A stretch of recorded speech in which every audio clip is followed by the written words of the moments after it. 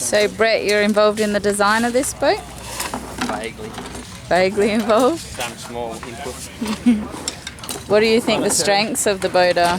Well, hopefully it's just going to be a good all-around boat, fast in everything. In all conditions? But we're pretty confident that it'll be fast downwind.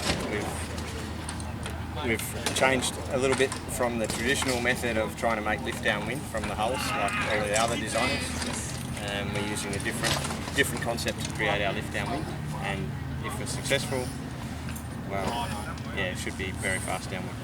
So we will see. So is that what made you decide for Windrush to start designing F-18s? Was because you're not satisfied with the current boats, or? Not so much that. F-18 in Australia has been probably a little bit underdone for a long time, and I think everyone's now seeing how big it is in Europe, and it's starting to catch on. And we sort of decided that F-18 is probably the only sailing market at the moment, F-18 and F-16, which are things that you can probably economically make a profit from. So realistically, if we wanted to keep making catamarans and we wanted to develop anything new, it would have to be like a formula boat. So we think Formula 18 is starting to take off here. It looks like there's going to be 25 or 30 boats at the National Championships next week, where we will go and sail for the first time with these new boats. Okay. See what happens. So what was the sort of process that was involved in the hull design?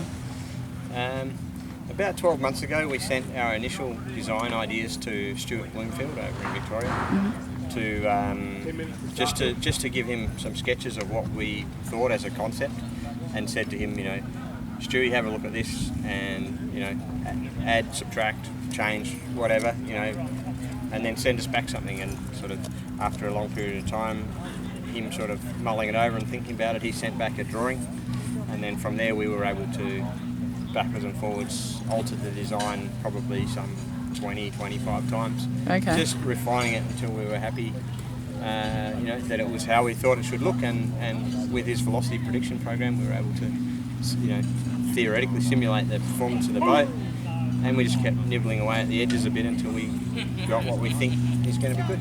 So.